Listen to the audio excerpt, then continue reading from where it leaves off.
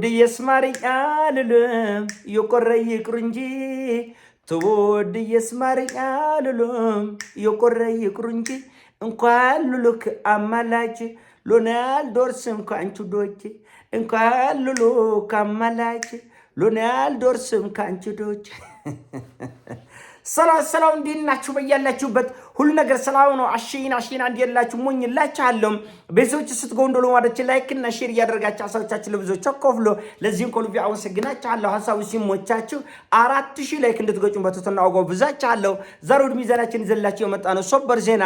እንደምታውቁት ላለፉት 15 ቀን በፓኪስታን እስላማባድ አማላጅነትና አስታራቂነት አሜሪካኖቹ ኢራንን ለማረጋጋትና ወደ ድርድር ለማምጣት ብዙ ሙከራ አድርገዋል። ነገር ግን ኢራኖቹ እቺ በድርድር ሰበብ ራሳቸውን አሜሪካና እስራኤል ራሳቸውን እያደራጁና ኢራን ላይ አጠቃላይ ውድመት ለመፍጠር እየተራራጡ እንደሆነ ስለሚያውቁ ይሄ የስሙላ ድርድር ውስጥ አልመጣም፣ አማላጅም አልፈልግም።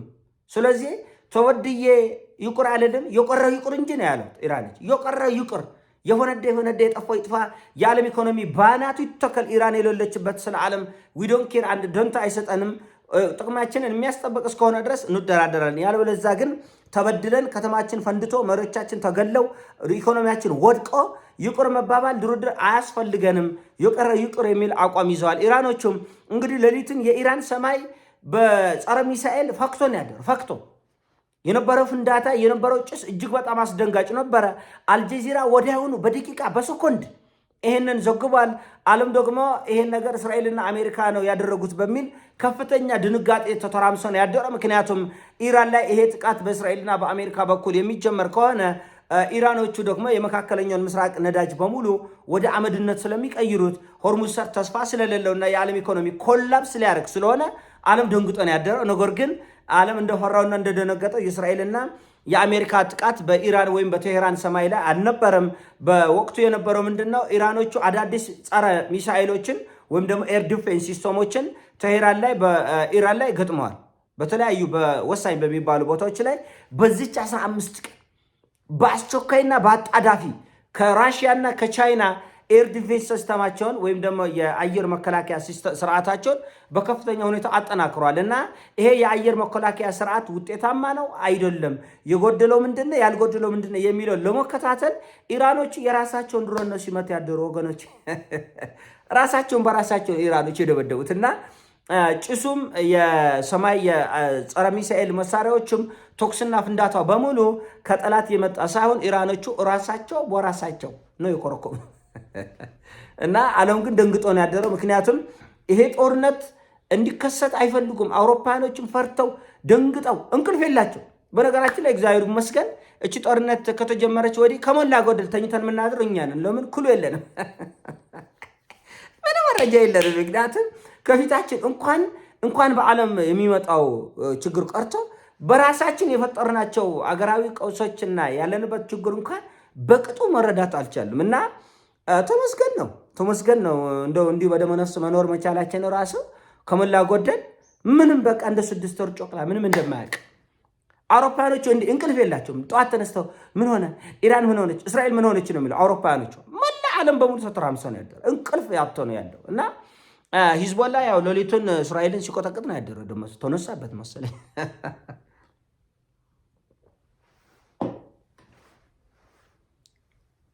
ሂዝቦላ ደግሞ ሌሊቱን ሰሜናዊ የእስራኤልን ክፍል በሚሳኤል በሮኬት ምን ሆንክ ሲባል ጋዜጠኞች ተገለዋል። ንጹሐን ጋዜጠኞች እስራኤል ስለጎደለችብኝ ነው ሰሜናዊ እስራኤልን ክፍል በሚሳኤልና በሮኬት ሳፈነዳ ያደርኩት። ንጹሐን ጋዜጠኞቹን ገላለች። አንድ እሱን፣ ሁለተኛ ዛሬ በይሄ የይስሙላ የውሸት የፉገራ የሰላም ስምምነት በሊባኖስና በእስራኤል መካከል ይፈረማል እና የምን ሰላም ነው? ውጊያ ነው። መሽከረም አያስፈልግም። ወደ አጠቃላይ ውጊያ እንግባና ይለይልን እና ኢራንም እንደዛ ነው እያለች ያለችው። በነገራችን አንሽኮርመም ይዶብራል። ይሄ መሽኮርመም ጦርነት ማለት ከገቡ በኋላ የሰላም ድርድር የፍቅር ድርድር እንተቃቀፍ እንሳሳ አይቻልም። ዝም ብሎ መዋጋት ነው ኢራኖች ይውደቅ። አሁን የተፈለገው የዓለም ኢኮኖሚ ጫፍ ላይ ነው ያለ ይውደቅ። የኢራን ኢኮኖሚ እንዲወድቅ 50 ዓመት በሙሉ ዓለም ተባብሯል። 50 ዓመት ማዕቀብ ከኢራን ጋር እንዳትገበዩ፣ እንዳትወጡ፣ እንዳትሸጡ፣ እንዳትገዙ፣ እንዳትለውጡ ተብሎ የኢራን ህዝብ ለብቻው ተገሎ ከዓለም ተገሎ ብቻውን እንዲኖር የተፈረደበት ህዝብ ነው። የኢራን ኢኮኖሚ ሲወድቅ አንድም የዓለማችን ሀገር ለምን ብሎ የጠየቀ የለም። ለአለቃቸው ለጌታቸው ለአሜሪካ ሲወድድና ሲያሽቃልጥ ነው የነበሩት። ስለዚህ ስለ ኢራን ኢኮኖሚ 50 ዓመት ሙሉ የቆሻሻ የጥፍር ቆሻሻ ያክል ደንታ ስላልሰጠው ዓለም ኢራኖች ይጨነቃሉ ይመስለዋል ዓለም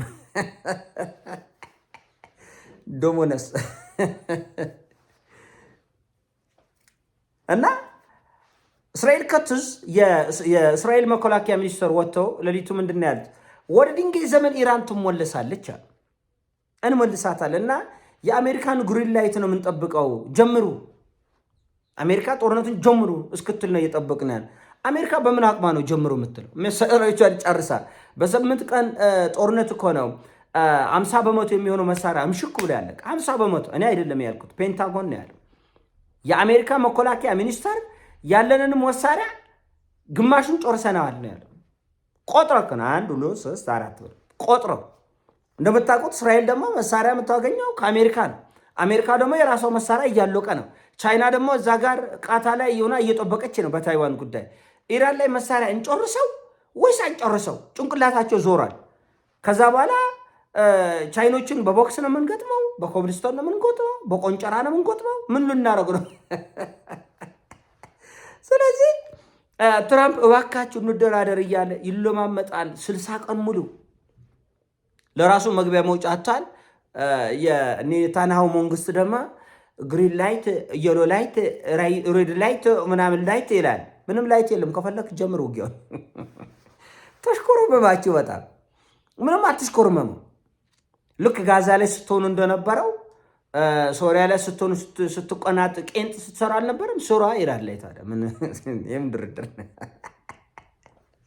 በነገራችን ላይ እኔ አንዳንዶቹ በሶማሊያ ላይ እያላገጡ ነው ያሉት። ሶማሊያ የእስራኤል መርከቦች በበብል መንደብ አያልፉም። በነገራችን ላይ በበብል መንደብ ይዘጋል። ቀይ ባህር 100% ነው የምነግርህ፣ ይሄን አትጠራጠር፣ ይዘጋል። ያው እኛ ሀገር ነጋዴዎች ተዘጋጁ። እሺ ህዝብ ለማስጨነቅና ለመዝረፍ ዱብ በልስት እንደወረዱ ይዘጋል። ቀይ ባህር ይዘጋል። ይሄ ጦርነት ከተጀመረ ቀይ ባህር ይዘጋል። በቃ 4 ነጥብ። ሁቲዎች ይዘጋሉ። ኢራኖቹም በዛ ላይ የሚሰሩት የራሳቸው የቤት ስራ ይኖራቸዋል። የሆነ ሆነ ሶማሌዎች እኛም በዚህ ጉዳይ ተጨምረዋል ብላና አንዳንድ ኢትዮጵያውያን ሶማሌ ወጥሮ ገጠች የማይነካውን ነካች የሚል ፉከራ ወይም ደግሞ ማንቋሸሽ ሶማሌ ላይ እያደረጉ ነው። የማይነካ የለም የኔ ጌታ ቦቅባቃ የማይነካ የለም። ለመኖር ስትጓጓ ለመኖር ስትፈልግ ነው እንጂ ለመሞት ምኑ ነው የማይነካው? በስናይፐር መሞት፣ በዲሽቃ መሞት፣ በክላሽ መሞት፣ በታንክ መሞት የት ይሻላል? ሞት እኮ ሞት ነው። 10 አይነት ሞት ያለ የሚመስላቸው ኢትዮጵያኖች አሉ። ስለዚህ ሶማሊያ እንደ ሀገር ለምሳሌ ሶማሌላንድ፣ ፑንትላንድ ምናምን ላንድ ያላት ብትንትና እየወጣ ነው እና የቀረው ደግሞ አልሸባብ እጅ ላይ ነው የወደቀው። ለሞት ምን አስፈራኝ ነው? አንድ ለምሳሌ ኢትዮጵያ ውስጥ አማራ፣ ኦሮሚያ፣ ትግራይ፣ ሶማሌ እገነጠላለሁ ቢል እንደ መንግስት እንዳለበት ሀገር በቃ ተገንጠል ትለዋለህ? አትልም። ያቅምን ያህል ላለመገነጣጠል ትሞክራለህ። አገር ሉዓላዊነቱ ለመጠበቅ አሜሪካን ብትሆን እንደዚህ ነው። አሜሪካ ግዛቶች እንበታተናለን ቢሉ ወታደር አሰማርታ ትዋጋለች። እንግሊዝም፣ ጀርመንም፣ ፈረንሳይም እንደዚህ። ስለዚህ ሶማሊያ እንደ ሀገርነቷ ብትንትና እየወጣ ነው። የቀረው አልሸባብ እጅ ላይ እየወደቀ ነው። ስለዚህ ከቱርኮች ጋር በመሆን ይዋጋሉ። ቱርክ ደግሞ ድሮን እንደ ቄጠማ ነው የምታመርተው። ከሶማሌ ጀርባ ቱርኮች ይኖራሉ። ይሄን አትጠራጠር። ከሶማሌ ጀርባ ቱርኮች አሉ። ስለዚህ ይሄን የቱርኮች ውጊያ ነው ባጭሩ። ሶማሊያ በቱርኮች ታጅባ የምታደርገው ውጊያ በመሆኑ ቀይ ባህር ላይ በጣም አደገኛ ቀውስ ይኖራል። ይሄን ማወቅ አለብህ። እስራኤልን ማስቆም አትችልም። ስለምናየው ነው ሁሉና የኋላ አለ ሴት ለምን የሁቲ አማጽያንን እስራኤልም ሆነ አሜሪካ ማቆም አቅቷቸው ደብድበው የየመን ምድር በአሜሪካና በእስራኤል ጨሷል፣ ነዷል። ግን ሁቲዎች አሉ በህይወት እየተፋለሙ ነው። ማስቆም አይችሉም። ይሄን እነሱም ያውቃሉ። የኛ ሀገር ጭራ ቆዮችና አጎብዳጆች ነው እንጂ አስቸገራቸው። እስራኤሎችና አሜሪካኖቹ በዚህ መልኩ ሁቲን ማቆም እንደማይቻል ያውቁታል። የአሜሪካ የጦር መርከብ እየተጠጋ ነው ወደ ሁቲ። ምንም ካለለ ለምን ይጠጋል? እየተጠጋ እኮ ነው ወደ ቀይ ባህር እና ጭራሽ ለ30 ዓመት በማዕቀብ ያሽመደመዳትን ኤርትራን ሁሉ በቃ ፍቅር ያስፈልገናል በእኛና በእናንተ መካከል እያሉ ነው። ለምን ይሄ ነገር ወደ ጭንቁ ቀን እየተጠጋ ስለሆነ ነው። ወደ አደገኛው ቀውስ እየተጠጋ ስለሆነ ነው እና ከፊታችን ያሉ ቀናቶች በጣም አደገኞች፣ በዓለም ታሪክ አደገኛ የሚባለው ቀን ከፊት ለፊት እየመጣ ነው። እንግዲህ እኛ ለዓለም ሁሉ ሰላም እንዲመጣ እንሞኛለን። ሰላም እያለን ነው። ግን የሰላም እጆች ቢዘረጉም ነውጠኞች፣ አሸባሪዎችና ቀውጤዎች ምድርን ሰላም እንድትሆን ስላልፈለጉ በዓለማችን ላይ በጣም የተወሰበሰቡ ችግሮች እየተፈጠሩ ነው። ይህን ያሳውን አሳብ ሲሞቻችን ላይ አድርግ ሼር አድርጎ ወዳቻለሁ። ፒስ